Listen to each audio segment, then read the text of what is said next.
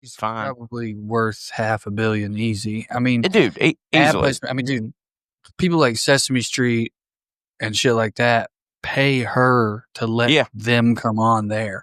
Right. What the fuck? Yeah. What are you talking about? Miss Rachel. She's been talking all about fucking Gaza, and they leaned on her and they were like, Miss Rachel, keep your fucking mouth shut. And she was like, no, I can't do that. Fuck you. They're the liberal rednecks. They like cornbread and butt sex. They care way too much but don't give a fuck. They're the liberal rednecks that makes some people upset, but they got 3 big old dicks that you can suck. I don't know, Miss Rachel. All right, your children are older. She's like the Mr. Rogers of the COVID generation, and I mean that sincerely. Yeah, I mean, that's the only comp. My kid and every kid I know of, like 5 and under, lights. I mean, like this. When you see her, I think she's like the 2nd or 3rd most subbed thing on YouTube now. Oh yeah, oh, yeah. and she's really great. Turns out huge anti-Semite. That's why I'm picking no. Hates the Jews. Oh right, yeah. Well, yeah, okay, right. Sure. But like the Jews that don't. Well, what happened was that's a shame. That's a shame. Well, it's funny because it's true now. It's funny because what happened was she just she cried. Somebody asked her about it and she started crying and she was like, kids should always be taken care of, and it's sad that they're killing kids. And then they came for her, and now she's just telling the whole truth. Right. So it was like, I was trying to be in my lane, and then y'all have accused me of literally being on a terrorist payroll. So now I'm going to tell the whole truth. Exactly. So she'd be having these amputated babies on her show and giving them bears, and ones that have gotten out, she feeds them and goes and plays with them and stuff. And let me tell you something, it really don't hit for Zionists. Yeah, well, like I said, that's the funny thing is that she just said something that everyone should agree with, which she was just like, children should be taken care of and they shouldn't be getting exploded. That's the most, I mean, it's not even spin, it's just the safest thing to say that someone can say. And they were like, so really? You think that children shouldn't be exploded? Explain again why you hate Jews. Exactly. Yeah. And she but I love her because she's told, all those motherfuckers. The main critique, well, not main critique, but one of the huge critiques I've seen is all these people being like, why is Miss Rachel doing this? Does she not want to protect her brand and her business or whatever? And I'm like, well, she's showing that, look, if you have enough money, why wouldn't you let your nuts hang out? She don't need your shit. She could have retired 900 times over. You know what I mean? So she's just giving it how it is. I would have probably argued this as a debatable point 6 months ago. Probably she can make an argument she is protecting her brand. I think at this point, it's almost inarguable that the way, the shift in the, at least normal everyday people's conversation. I mean, you got Theo Vaughn speaking out against this particular genocide. I think Miss Rachel did protect her brand. I'm not saying that's why she did it, but even that argument makes no sense to me at this point. I don't know how it hurts your brand at this point to be like, to some people, these amputated kids, I'm going to take care of them. Well, to some uber conservatives, I mean, again, unless you're saying exactly what they want to say, their whole thing is you shouldn't have an opinion either way. You're you're a children's especially a children's entertainer. They're always like, they should not have an opinion either way. You're supposed to just be there for the children, whatever, blah, blah, blah.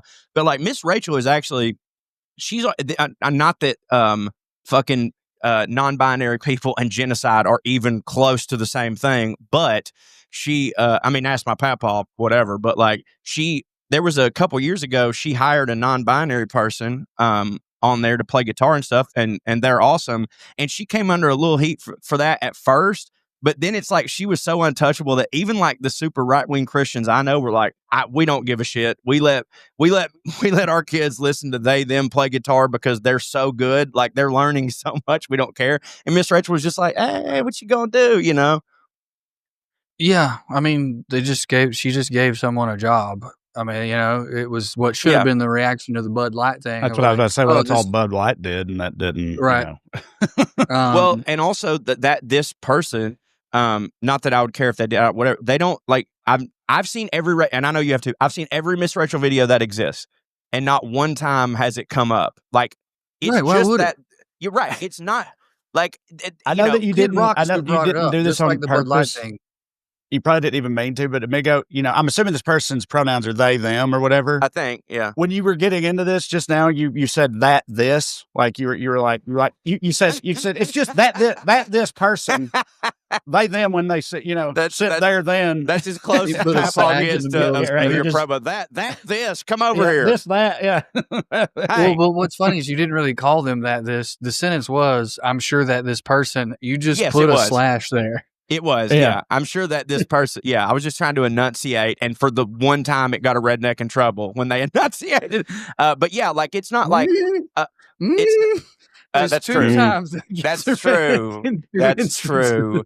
But yeah, it's not like they've gone on there and they were like, "Call me." It's just everybody knows their personal life, so that's what it is. But again, Miss Rachel's like, she's so untouchable. Like, she got so many subs, and by the way, like, I mean this with my whole heart. Like, Bane has learned.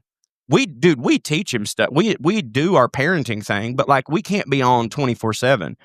There's been so many things that, like, Miss Rachel's just been on the background and I hadn't really been paying attention, that Bane, he'll be saying these things. I'm like, oh, well, I had to get, and then I'll finally pay attention. I'm like, he's just quoting this whole video. But then, like, it's not just memorization. Like, he can actually, if I hold up this, he says 5. So it's not like he just remembers it. Like, she's teaching him shit. Like, it's a really good thing. It's Sesame Street. It's Mr. Rogers. It's all that.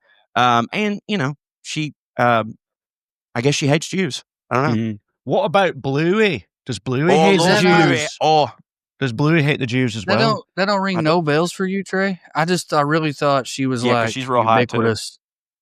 I did too. Because But like a lot of like Gen Z DJs, it's kind of fucked up what they do. One of her big things is she gets stuff out of boxes and she shows it to you and she puts it back. pull she it sings out, songs, pull it and out, pull it. There's a lot of remixes of "Put It In, Put It In, Put It," and then like the DJ will drop the beat or whatever. So like, Well, you know that I'm also not exactly up on my Gen Z DJs. Right. that's just a thing I thought of. Yeah, but that goes. I didn't know that. I didn't know that either, but it's funny because she does the "put it in." That's true. But before she does that, she has another one. She goes, "Pull it out, pull it out, She just pull get it it out. And every time Get she it out. does that, and I walk by, I literally I laugh and think about like LBJ, like making a meme of or fucking like Lyndon Johnson pulling his dick out to Miss Rachel. It just, Yeah, the only no, reason I I don't know know. that I is 'cause mean, it goes viral. I just asked about Bluey because I see him get brought up. My Bluey- sons are too old for Bluey as well. I've never seen Well, an you- episode of that either. But like Bluey's Reddit been talks around about a Bluey. little longer, I think. Bluey's been around unbelievable. longer, has it not? Right. Yeah. Bluey's and like it's like a legit, well written show that just It's happens to be for children. Yeah. Well, it's In unbelievable. my kids' day, that was like Gravity Falls was one of those, and It's like it's like Toy Story in the way that they've done such a good job of like when Bane got into Bluey, I was like, Bane has fallen asleep and I've left it on. You know what I mean? Because it just fucking hits. It's really good. right. Hey, Well, I guess they're we can looking Australian, up to see- right? Yeah, they're Australian.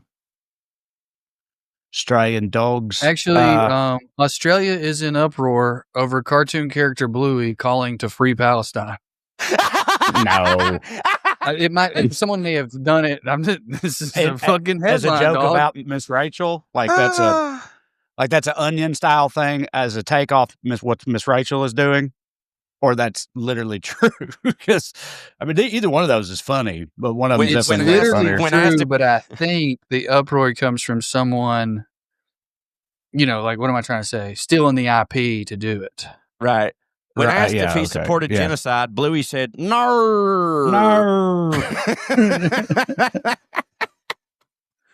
Oh no! no, It is weird how they do that. I love it when a girl does it.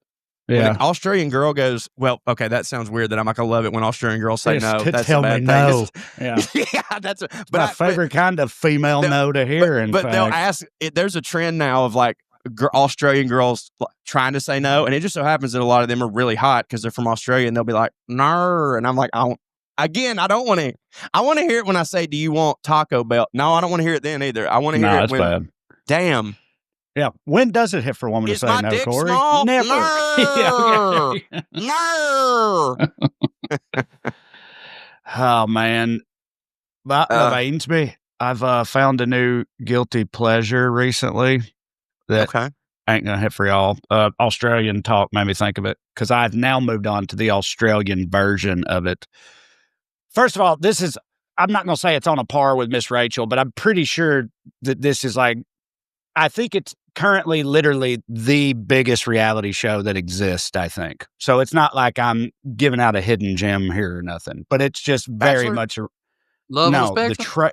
the Traitors. You guys heard of the Traitors? Oh, the Alan Cumming show. Yeah. Well, it's been on my list to watch. Is it good? I like Alan Cumming. Again, it's I a don't like guilty the pleasure. Alan- Can't stop watching the shit, dude. Absolutely fucking hooked on it. Can we, you know what, man? Can we lose the what do term they be guilty doing on pleasure? there? What's Alan Cumming doing? Just judging people in a He's just funny the way? host. He's the host, and he's the campiest son of a bitch alive, and so that's So lovely. But campy, dude. he Dude. hosts the American version of it. I think it was Right. originally. There's also I've only also Well, watched that's odd. I've only also watched the Australian version.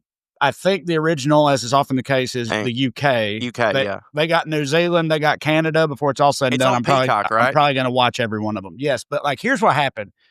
There's this dude named Wells Adams who I met doing Doug Loves Movies, but Wells is. I did one with him too. You did? I think so. Well, I think that he's a lovely dude. only and because I know that, only because that name sounds familiar, and I've also done Doug Loves Movies at least 15 times, so I just assume I had. So, and this was a live one that me and him were on together at Dynasty Typewriter. He's like the bartender on The Bachelorette or something. I don't watch The Bachelorette, but they got like he's not the host, but he's like a permanent side character, on The Bachelorette, which is obviously a huge show. He's also married to Sarah Hyland, who is the older daughter from Modern Family. Yeah. Oh, never mind. Unless it didn't come up, then this is not the same guy I'm thinking about. He's married to her, so he's got like 2 million Instagram followers from those two things combined. Also, he's a strapping young man and everything. Right. But I met him doing Doug Loves Movies. Then me and him were on the same plane from Burbank recently, and it was the Masters weekend because he was sitting right beside me watching the Masters on his tablet. So I watched some of it too, and I was like, I'm so jealous right now that you watched the Masters with somebody else. That really hurts my feelings. I mean, I also watched it with you. Oh yeah, that's coming right. back from your house. We live streamed it. Yeah. Okay. Just coming back from your house when this happened, and I was like, and after I got off the plane, I was like, I like Wells. I'm gonna see what he's been up to. And I got on Instagram, and he was just on season 3 of the Traitors, right? The most recent season. He was on that. And because he was on it and I had heard of it and I knew it was popular and shit, I was like, Katie, me and Katie didn't have anything to watch. I was like, let's just check this out. It's probably dumb as fuck, but I know a guy that's on there. What do you think? And just never looked back, bro. So Drew, do you know the popular campfire or like Boy Scout camping game, Mafia or Werewolf? So it's like Among Us, right? Yeah. Well, Among Us is also a ripoff of Mafia. So I never grew up playing Someone's it. the werewolf, but they don't. But I they never don't played know. it either. It got like viral, popular about 4 or 5 years ago. Yeah, maybe but I even think 7 it had or been. 8. I think the original, camping game had been around for a long time. It had been around for a long time, but I've never heard of it until the internet made me aware of it. I think actually 7 or 8 probably years ago. because of Among Us, like Corey said. I'm assuming Among Us was a game that basically steals that idea, and it became a cultural phenomenon. Now Traitors is a reality show that also steals that idea essentially, and but it's one other catch is they only use reality show people. You so haven't these people told. Are drama queens. Tell the audience what the premise is in case they don't know what Mafia or Wolves is or anything like that. Before you do that, can I ask, is one of them, or is this just a sketch someone did kind of making fun of or just putting in satirization this game where you do the thing where one guy's straight, everyone else is gay? Have you seen that? I have. It's great. And that's a satirization. I think it's a well-acted sketch. they set it that's up like making it's fun of not a this? full reality show, but it's like one of those YouTube houses making a quick reality show type sketch. Yeah. And the Yeah. idea is there's 7 of you, one of you straight, but he's going to act gay. You got to vote on who's straight. And if he gets down to the final 2, he gets all the money. But if you That should out just him, be a real whoever- show. Yeah. but they're all That- straight. Take a buck. Right. The sketch Yeah, is that's they end up great. That's fucking each hilarious. other. Yeah. I want to watch that. That's because yes, Drew, that is a takeoff of this. Because yes, the premise is the first night Just a there's bunch of straight dudes butt fucking each other There's- for $7 million. there's 20 people in a house, and the first night the host puts a blindfold on all of them and secretly names 2 to 5 of them as traitors, or mafia or werewolves. But on this show, it's traitors. No one knows who the traitors are. The audience, does know. Every night, the traitors kill one person, and the following, they wake up the next morning and a person is missing because they were killed the night before. And then that day, they have a round table to vote on who they think is the traitor. And they get it wrong mostly, and they vote off a fellow faithful, someone who's not a traitor. And then that night, the traitors kill someone else, and the numbers slowly dwindle, and until they figure out, who's the traitor in their midst or whatever. And it's just a really good format for a reality show, especially when you add in that it's casted entirely by reality people. So these are like the most over the top dramatic lunatics on planet Earth. Your good friend Wells.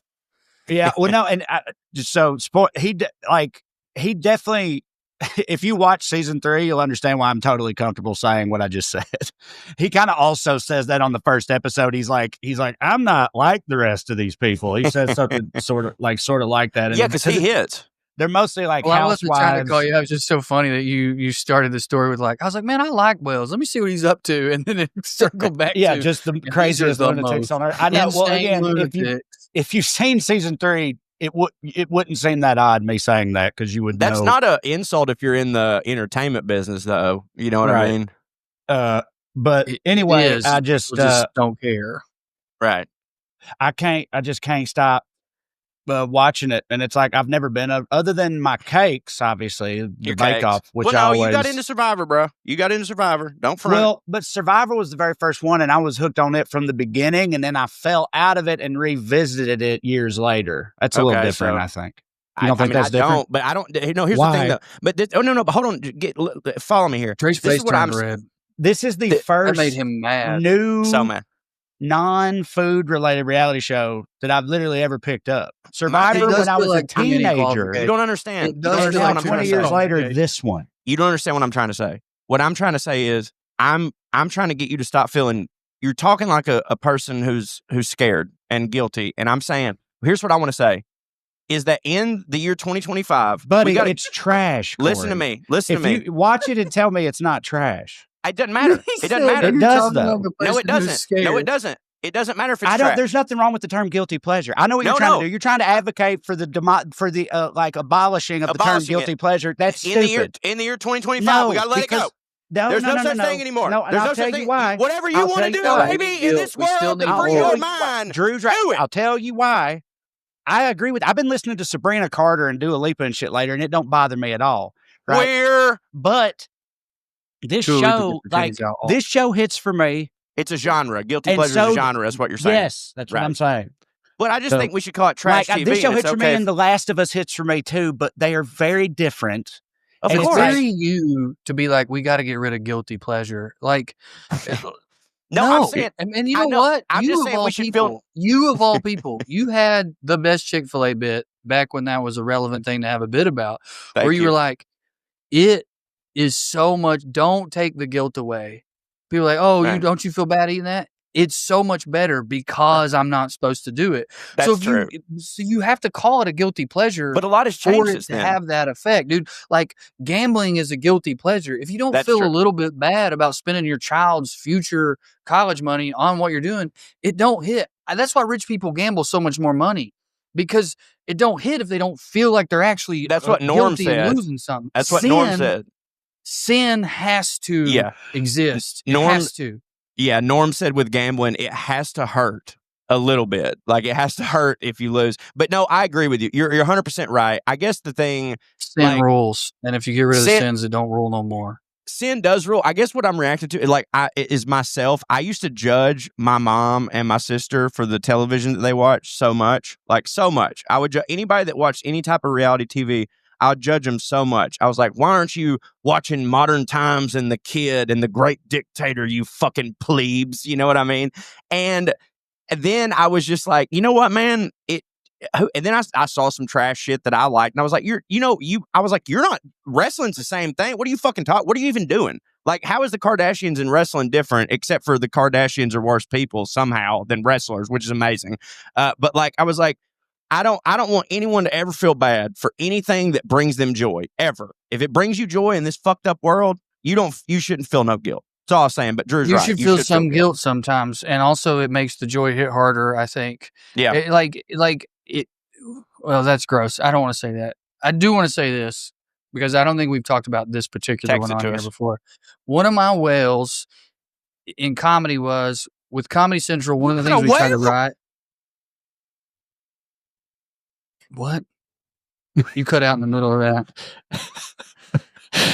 that. You cut out for me. You said one of my whales, and I screamed, "You got a whale?" like an idiot, and then we both froze, so it made it look even dumber, and I was already insecure about it. So my new guilty pleasure is what I just did.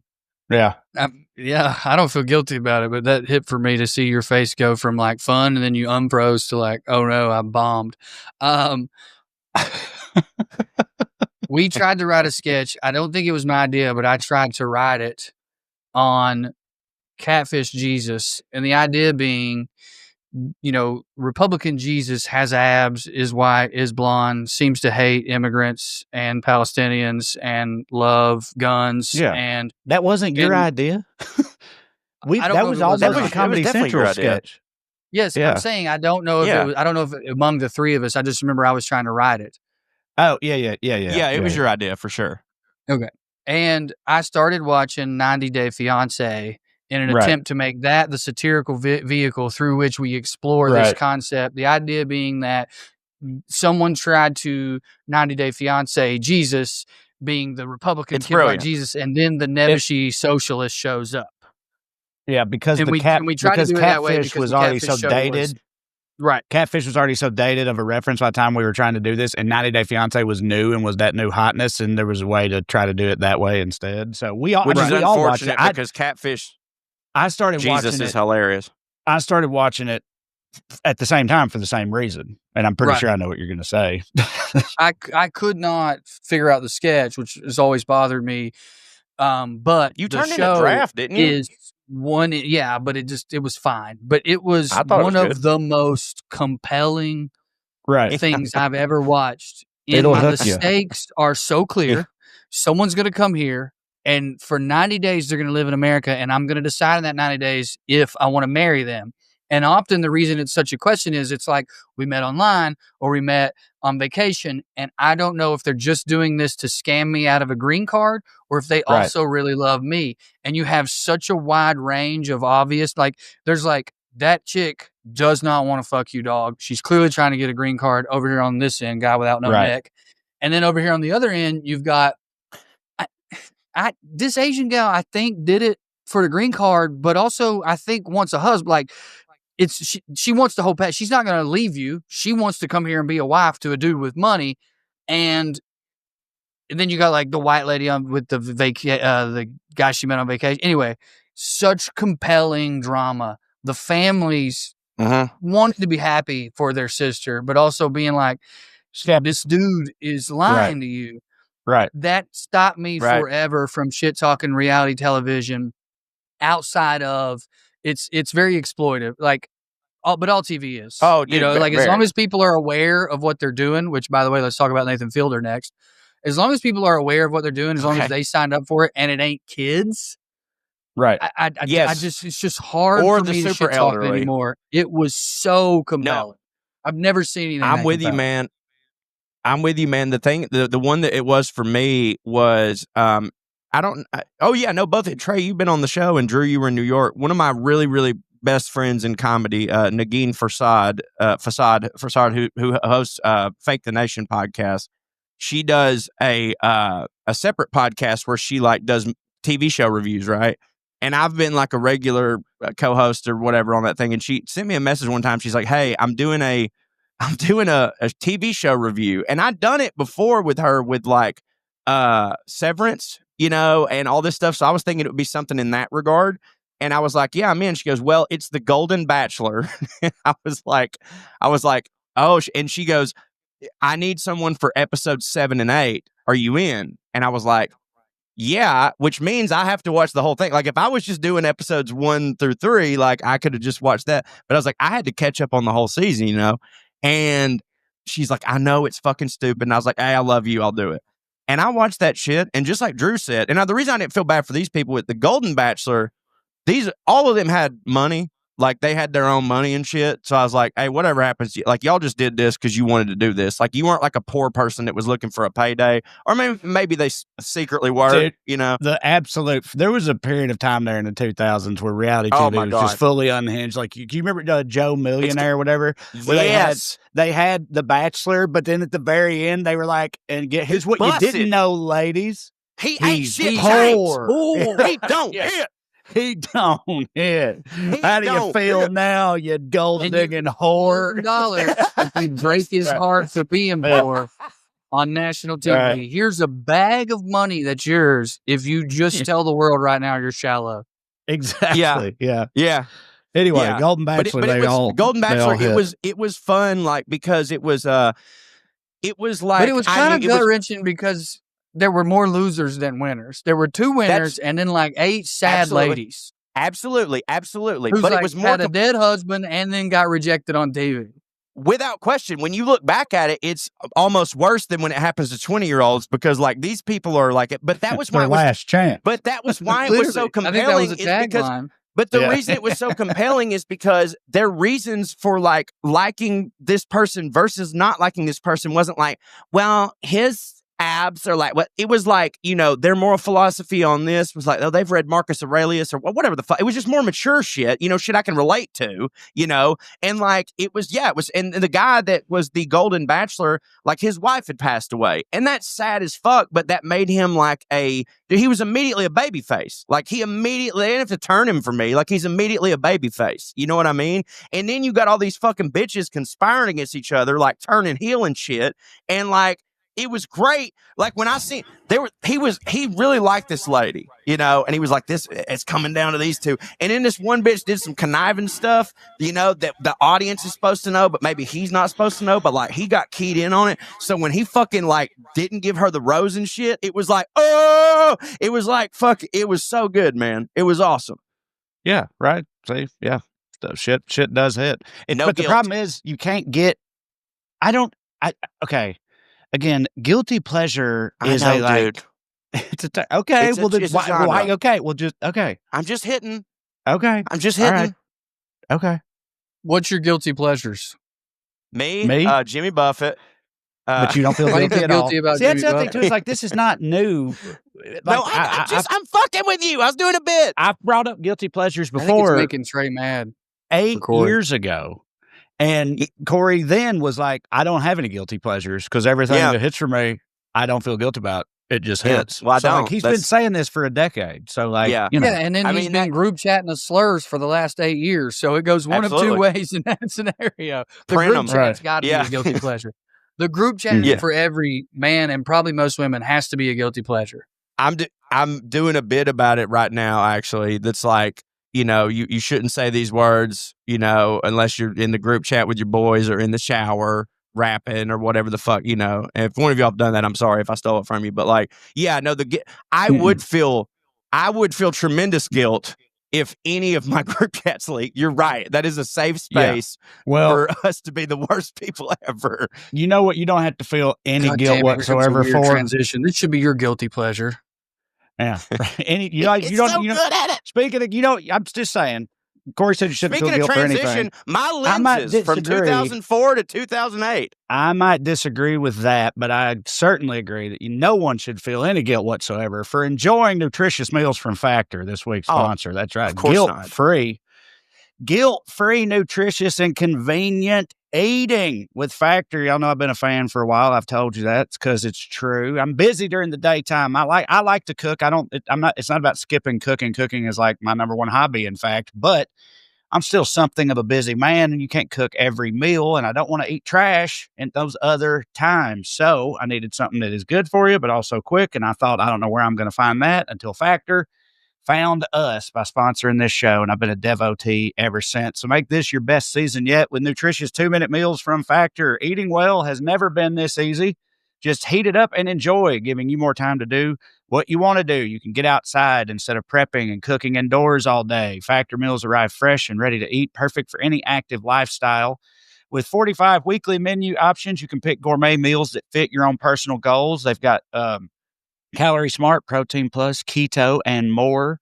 Factor powers your day with satisfying breakfast, on-the-go lunches, premium dinners, and guilt-free snacks and desserts. It's easy to savor more this spring. Factor meals pack in the flavor with none of the fuss. I told you they got all kinds of different hidden options. I find them all to be pretty delectable indeed. I've discovered cauliflower rice through Factor, so that hits for me too.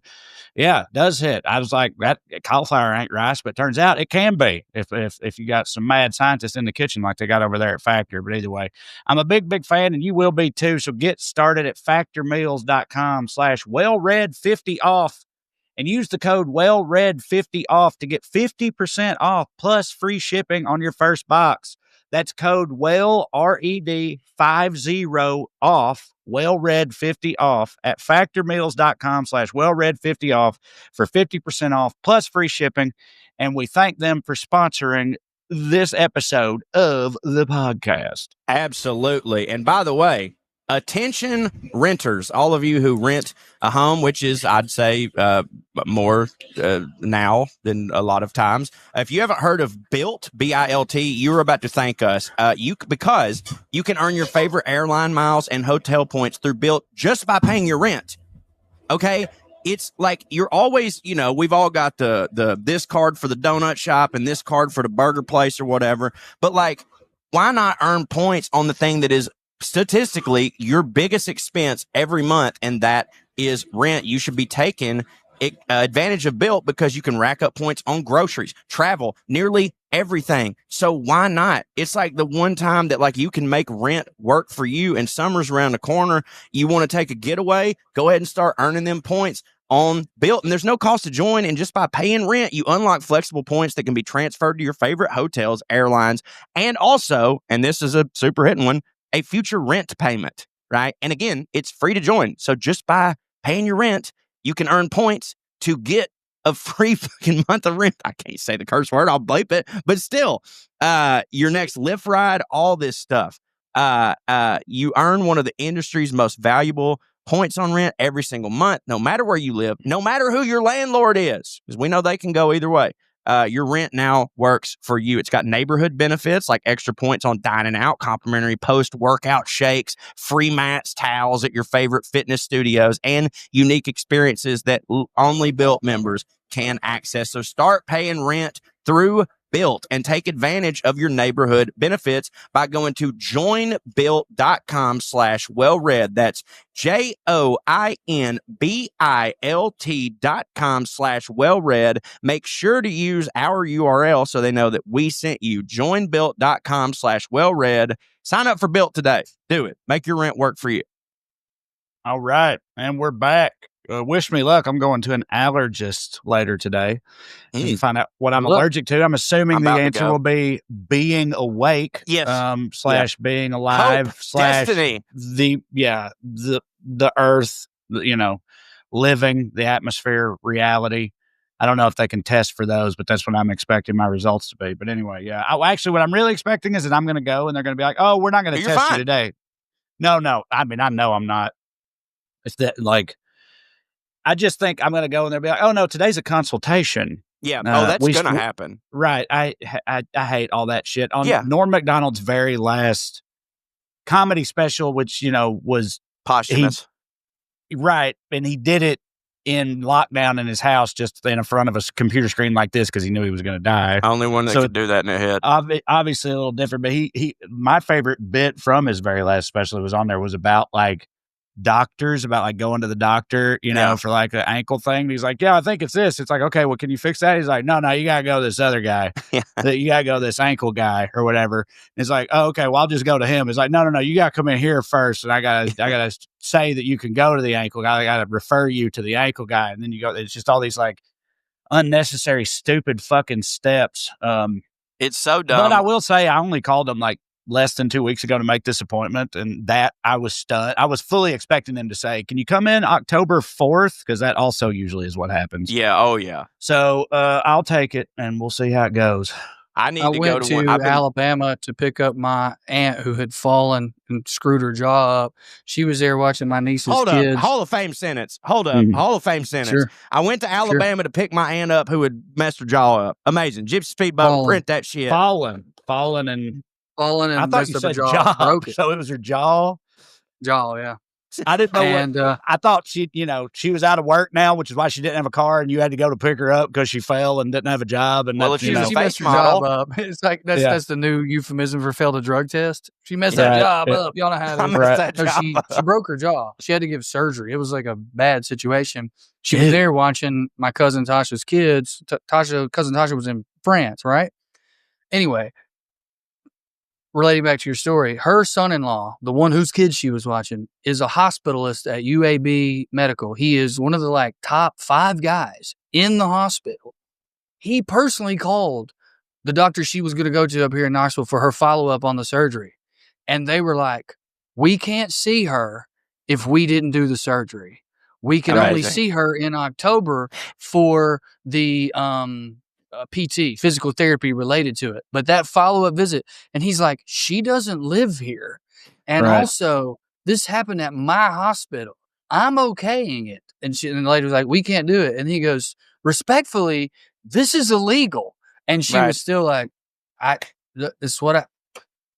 she was like, without saying it, respectfully, I make $8 an hour, dog. What do you want me to do? The red tape. The hoops you got to be. Right, because it's not that lady's fault, and it's not any of the doctor's faults. It's some bureaucratic bullshit. But like the red tape at hospital, it also I think is illegal. It's definitely like a liability thing where they're like, we don't. It's not worth $100 that we're going to get from you to take on this risk. Yeah, I mean, but that was a big thing. I think, to do that. That was a big thing on Scrubs, which doctors have pointed out is like the most accurate portrayal of doctors ever, because they actually had a lot of doctors consults on there that like these top surgeons or whatever would just be denying people surgery. Like the only person that could do it, like they would just go, I'm not doing it. And their reason was they're like, I don't want to fuck up my stats. The reason I'm the best surgeon is because of my stats. And this is so risky that if it don't go my way, my stats are going to go down. And like but it's like the other surgeons don't hit as hard. And it's like, what the fuck, man? Yeah, it's insane. You just made me think. We were talking about TV shows earlier that hit for us, and you said, obviously, I fucking love Scrubs. Scrubs is an all-timer. Incredible. You said, and it's true, but, doctors have said it's the most realistic medical show out there. That made me want to give a shout-out to The Pit. A new player in town, The Pit on HBO, which I cannot possibly recommend highly enough to everyone. That show fucking DJ loves it. You should talk to him. Let's have DJ on to talk about The Pit. I'm catching up. I'm not like... Fantastic. I just started it. It took me a very long time to get to that first episode, and I think you know why. There's a little boy that's not Bane's age, but they're close enough to where like I could see him in it. And I was watching it late at night. I was like, I'll check this out because I love Noah Wiley, I love DR, I love Michael Crichton, all the people that are like tangentially involved in it or whatever. And it was hitting so hard for me, but that I was like, oh God, like when you see, there's apparently a big movement of Sopranos fans that like, they just skip the Dr. Melfi scenes. And I'm like, first off, that's what the whole show's about. But secondly, how could you just skip any part of a show? It all ties together. But there was part of me that was like, it'd be awesome if they would put out a version of this show that just edited that storyline out so I could enjoy it, But I did get through it and it was great. Have you guys heard of? Yeah, no, the show. Noah Wiley is He's just awesome. on a whole other level in that show. It's absolutely fucking incredible. But anyway, He's like if Dr. Cox was real, and not right. Well, kind of everybody in that show is sort of like that, where it's like it feels almost like a documentary. Yes. Don't even feel like you're watching act. Yes. But anyway, it don't feel written. I'll say that. Right. It just feels like you're just watching the inner workings of a fucking an emergency room in a hospital. It's fucking awesome. But anyway, what did you just say about? Oh, you maybe think. Well, y'all heard about Gen Z? They'd be like, they'd be like skipping through. You're talking about skipping through shit and shows like skipping through like the fucking and stuff. Yeah, and shows and they don't like porking in their media anymore. For the record, I don't care for it that much either. But I thought they were all gay, but they're gay. They're gay. Yeah. Right. I'll say this. Now, of course, this is one of those things they do where it's like I speak about a whole generation as though it's all of them, but that's what the headlines say. They're like, Gen Z don't want any butt fucking in their TV shows anymore or whatever. And it's they're cut to my nephew. They're like the first generation ever that's more Puritan than the last. Right, they don't drink either. They ain't drinking. They skip through all the titty scenes, but they eat ass and shit, don't they? No, the ones that titty fuck scenes are freaks is what that is about. The skipping through titty scenes, I have no theory for. I know that Drew does. The not drinking, I get it because me and my buddy Chris gamed this out the other night because me and him were literally talking about it through statistics and like alcohol sales over the years and stuff like that, and how like our generation is really keeping the fucking booze industry afloat, And I was telling him, I compared it to like how wrestlers don't really drink and drug as much as they used to now, and it's because the wrestlers of today saw their heroes die at 36 and 38, right? Yep. And so Gen Z, I think it's related in a way to the opioid crisis, where it's not alcohol wasn't the main reason, but it's like they kind of said fuck it to everything. They were like getting fucked up, be straight edge, like don't do that, because they saw I saw my friends die of opioid and all that shit, but they saw their older brother and you were cousin like, die. Let me sad, give me a pill. I'm sorry, but like, you know what I mean? Like, it was more traumatizing to them because they were younger. Yeah, I've said before that meth was its own anti-drug campaign here where I grew up, but the opioids didn't have that because it took 15 years for the people to start ODing. It's weird, to be fair, like, I felt like for years, every generation, the one before it was like maybe a little drunker, but like, like, how come that didn't never happen until just now? Is what I'm saying. Because like, bro, the internet, we have more information now. My dad, I know, but you were like, I don't know. I think like it just used to be everybody's daddy was just drunk all the fucking time, driving drunk, being drunk, doing drunk shit. Too. Right? Yeah, right. But it's like, so you have that in your house, and the conventional wisdom used to be oftentimes you were more likely to end up a drinker yourself if you grew up in that kind of scenario, and if that's what like. The psychology of that ostensibly was, then why now is it working the way that really it should work? Why is that only just now happening? Oh, go ahead. My theory is that as people drank less and less in past generations because of this, at the same time, in places like the South and Midwest, we drank more, like the looseness of religion, the loosening of religion. So you had a population of people drinking less than their parents, and then another population of people drinking more than their parents. My mom was a teetotaler. Mm-hmm. Two of her sisters are teetotalers. That means she wrecked while drinking tea, by the way, in case anybody doesn't know. And it had nothing to do, right, many DUIs, driving under the influence of tea. It had nothing to do with their parents being drunks and everything to do with religion. So maybe you had a population going down, but a different population going up. That's my theory on the drinking. But also, Corey, but the other thing, speaking from personal experience, you kind of reference this yourself too. I mean, I was coming of age as my community was being torn asunder by the opioid crisis. Yeah, everybody's parents were ODing and dying. I understand. Mine was in jail. I know. I'm saying, but we had front row tickets. I know you to like did, the worst of it, but like the worst of it, and we were partying. And we were partying hard because we were sad. I know we were, but we were going in. I don't know about you, Trey. I didn't do pills. I didn't smoke weed till I was 26. All this has to do with my brother. But I drank because I was sad and I thought I could.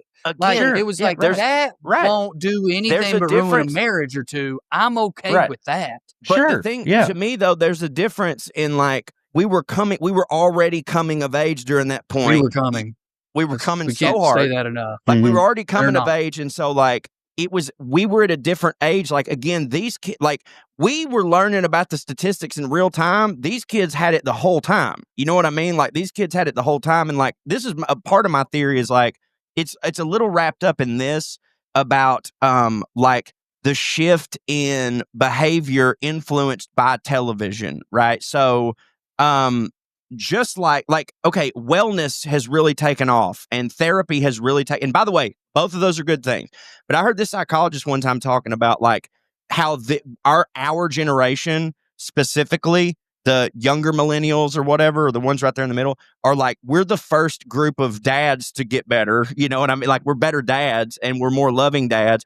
And their reason was they're like, it's not in totality of this. They're like, but if you examine the television that was presented, but television always either represented what was actually going on or what was actually going on was because of what people would see on TV. Like you really are influenced by it. And our generation, before we were dads, we saw Jim Halpert be a very loving man. And we saw Ty Burrell on Modern Family be a very loving, devoted dad. And before that, dads were just fuck asses. Like they were Al Bundy. You know what I mean? And it was like whatever.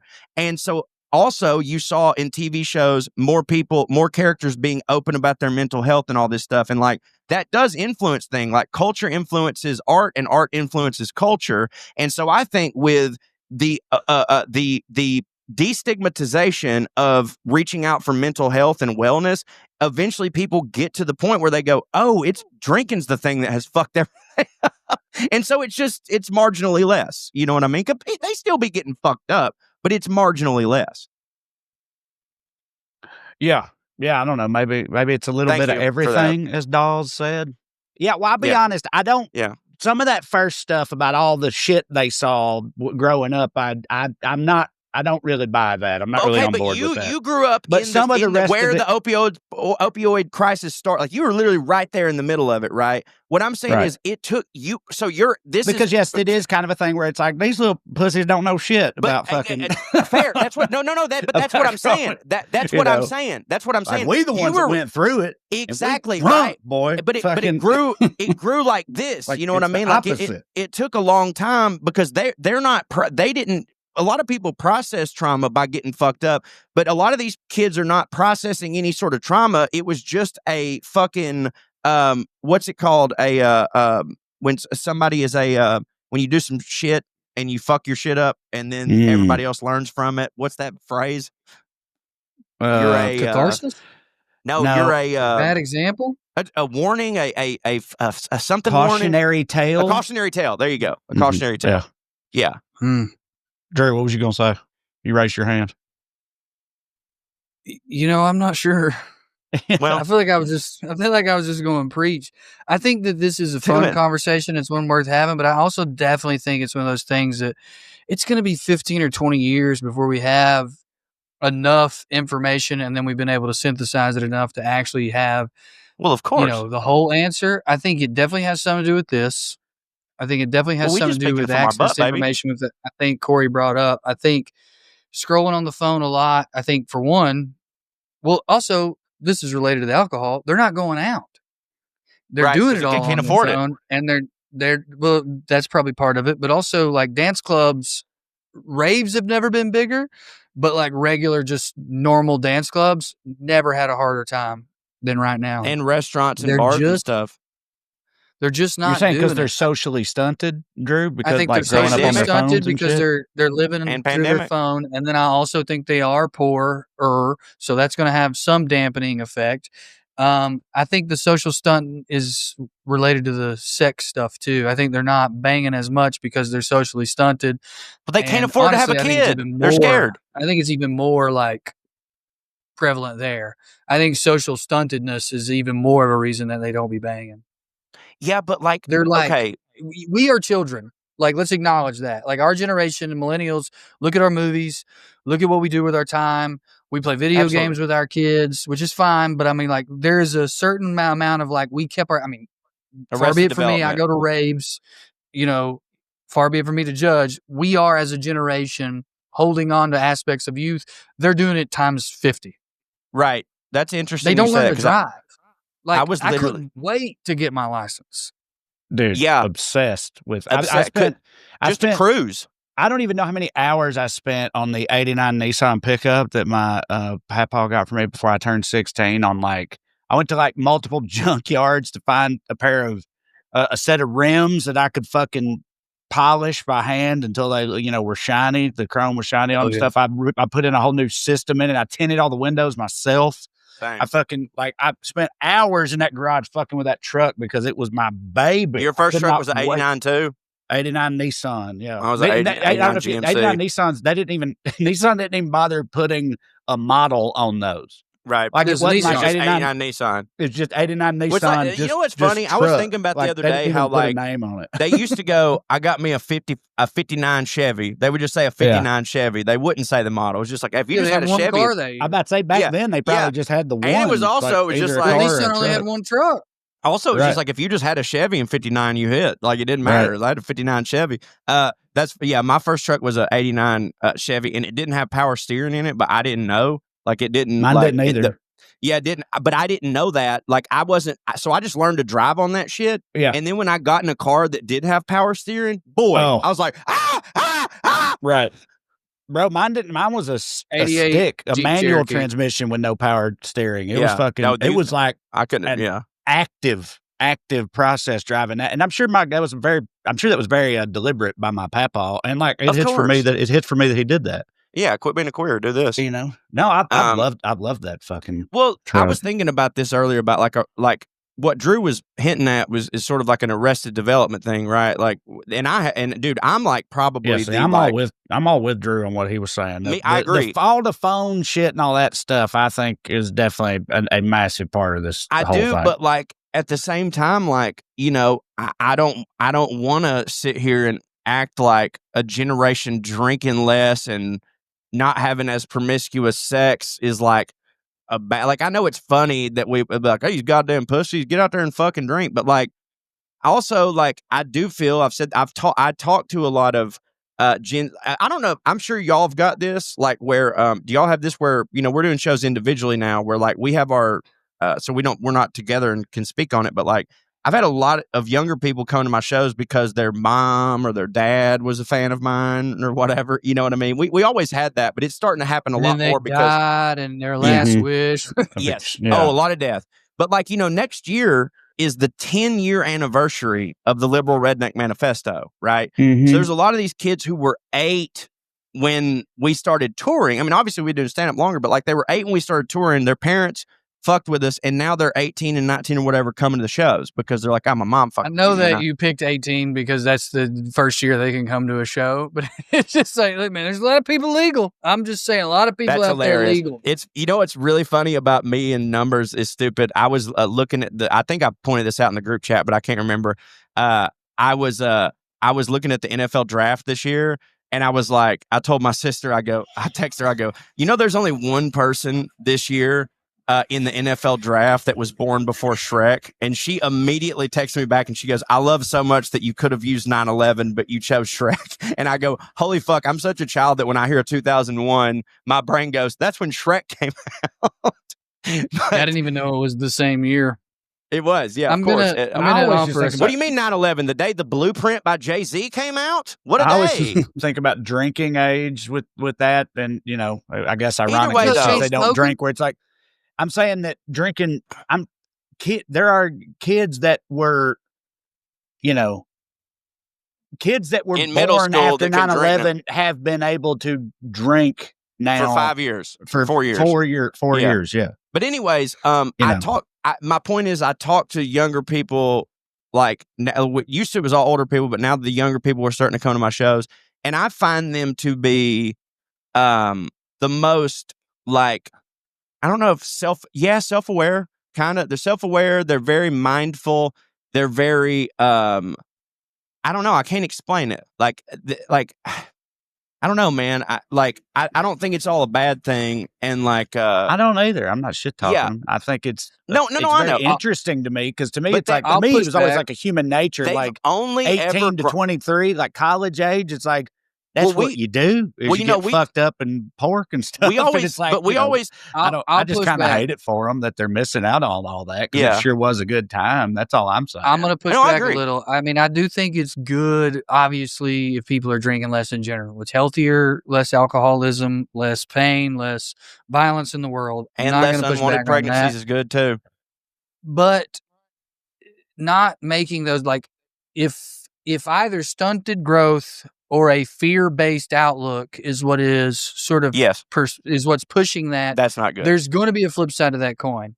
Sure. I can't deny the positives at all, but there's going to be a flip side of that coin, assuming we have a society in 20 years to speak of. I agree. Where they needed to make mistakes. I mean, Southern oats. Waking up embarrassed and having to like look your friends in the eyes and stuff like that. There's a control aspect here that's just not realistic. But there's a lot of positives. I'm not saying it's all bad or that I'm against it. I think there's something to be said of, going out. You just changed my mind. It's like you just said, Corey, you said the phrase sow in their oats. I've always thought that sowing your wild oats is like a very real thing. No, it really is. I've always believed that is a real thing. I take back, you never hear me say this. I was wrong about all the bullshit that I've spewed for the past 30. I'm genuinely serious because everything you said was true. I just think that there's a flip side to it. There is a flip side and we won't know it until later because like all the dudes that I knew like in high, like that waited till they were 21 to start drinking, like literally almost every time. Someone who waited until they were 21 to start drinking, they got alcohol poisoning, or this one dude I know, he vomited so hard that he busted all the blood vessels in his eyes, and his eyes were just blood red for like 6 months. Like there is a certain thing about when I was like 8, not from alcohol. And also a lot of the dudes I know that like they were super Christian or whatever, and they were like that till they were like 28 or 29, and then something happened and they flipped. They flipped way worse because they didn't know how to handle it. Right. Yes. Yep. So, matter of fact, fuck everything I said.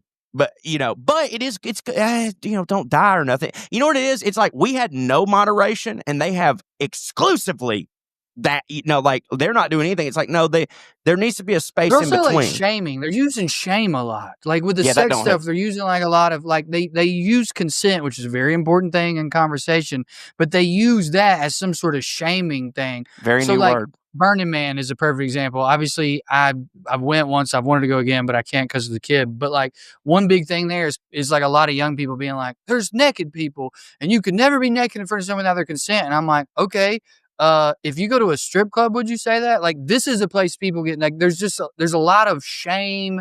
There's a lot of like like they say millennials are just like insane hornballs because we watch porn and there's something wrong with us. And it's like, look, some millennials are insane hornballs who are addicted to porn, but using shame as a method to address that is not going to solve any of your sexual problems. In fact, it's going to create more.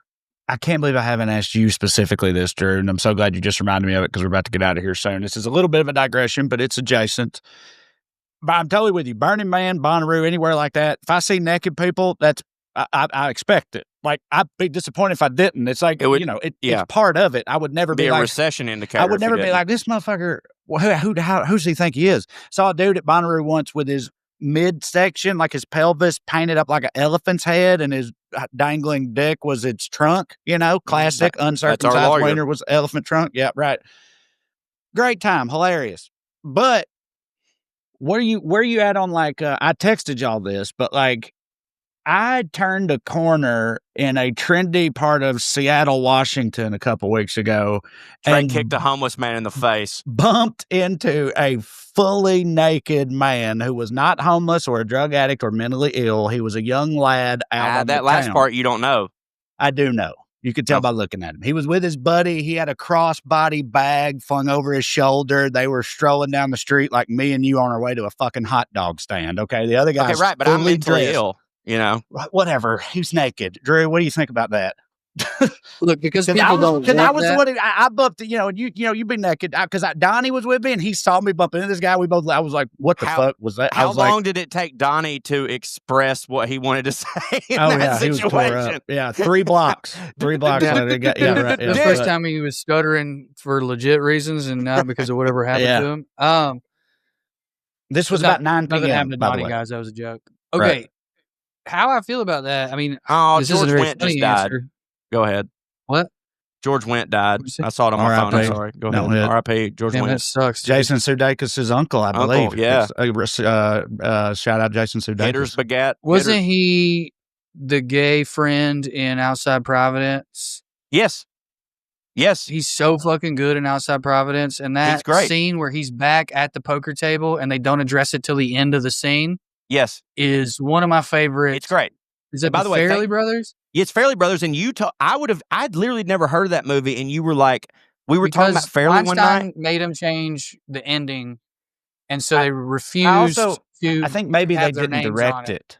they did until the They just very took their names end, off. and then they It's based refused off to a put their book names that on they it. wrote, I think, and they Yeah. wrote the screenplay. It's really good. Yeah. And Right. Drew, anyways, go ahead. I'm sorry, It's- but I it's my literally just favorite. saw George Wendt died, and I have ADD. Yeah, I'm so. upset. Rest in peace, George Wendt. I'm gonna get naked at his funeral.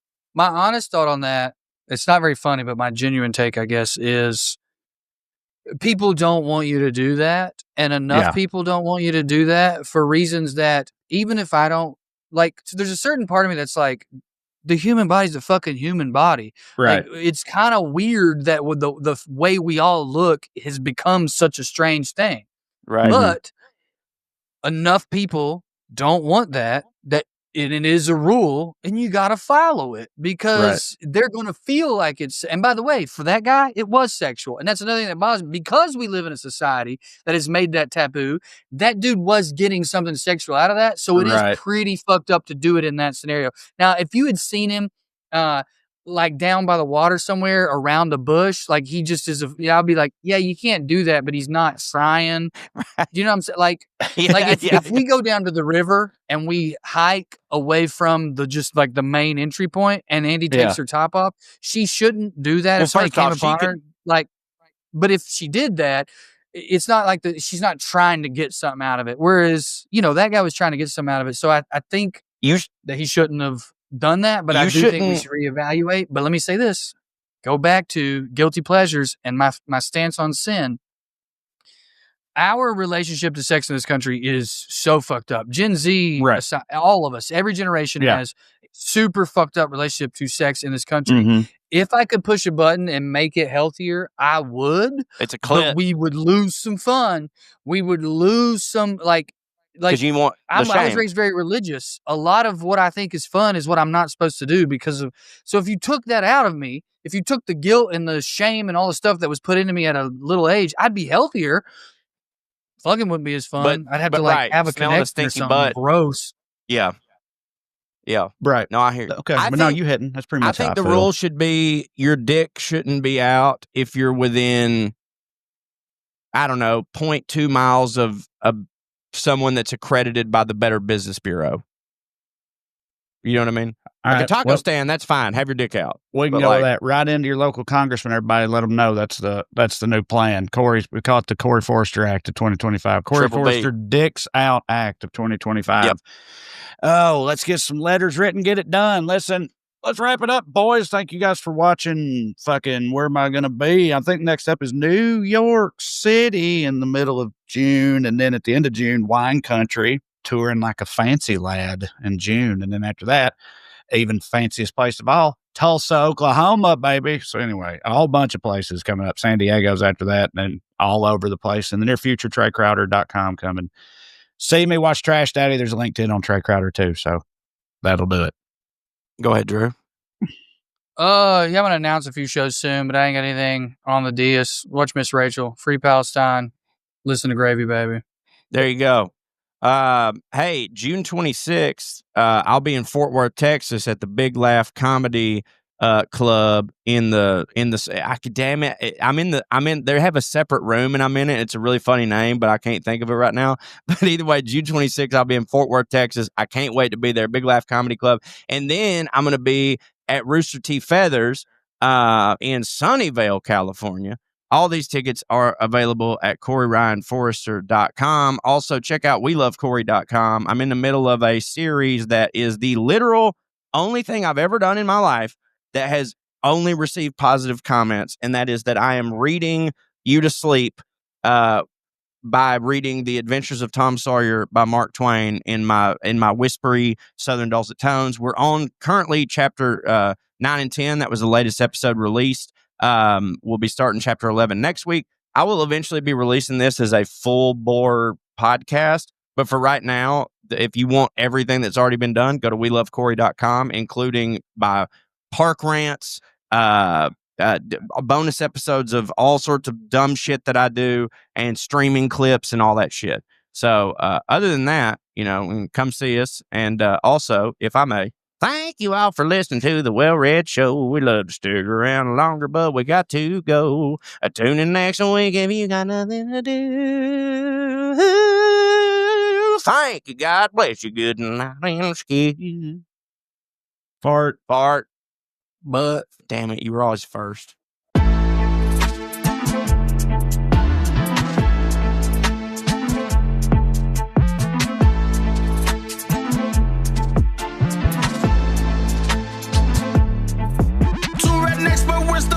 Putting on airs. We might not know much about history, we don't care. We gon' get drunk and we talk about yachts. We gon' get drunk and we gon' talk a lot. Dress real fancy, sit in our chairs, sip on our tea, putting on airs. We collected from our love of Downton Abbey. We collected, we found out we're both so fancy. Hey, what's the difference between rednecks and royal families? Only money, cause they both have sex with family. Ew. Putting on airs. What other rednecks will talk about foreign affairs? Laughing so hard that we end up falling out our chairs. Sir Trey, Sir Corey, oh what a pair. High class topics with a redneck flair. Oh yeah. Two rednecks but we're still fancy, putting on airs. We might not know much about history, we don't care. We gon' get drunk and we talk about yachts. We gon' get drunk and we gon' talk a lot. Dress real fancy, sit in our chairs, sip on our tea, putting on airs. Two rednecks but we're still fancy, putting on airs. We might not know much about history, we don't care. We gon' get drunk and we talk about yachts. We gon' get drunk and we gon' talk a lot. Dress real fancy, sit in our chairs, sip on our tea, putting on airs. Okay, it's Team Squirrel or Team Trey. Oh yeah, we keeping it basic. He thinks that the squirrels at Corey's mom's house are racist. And you know squirrels live in the same place for generations. So Trey, you better count your days and you better count your blessings. Cause all the squirrels that you ran over, that you think are nameless, faceless, their families are getting together and plotting on you from the attic and basement. So even though Corey is dumb, fat, and bald, he knows how to avoid drama, don't get squirrels involved. Two rednecks but we're still fancy, putting on airs. We might not know much about history, we don't care. We gon' get drunk and we talk about yachts. We gon' get drunk and we gon' talk a lot. Dress real fancy, sit in our chairs, sip on our tea, putting on airs. Two rednecks but we're still fancy, putting on airs. We might not know much about history, we don't care. We gon' get drunk and we talk about yachts. We gon' get drunk and we gon' talk a lot. Dress real fancy, sit in our chairs, sip on our tea, putting on airs.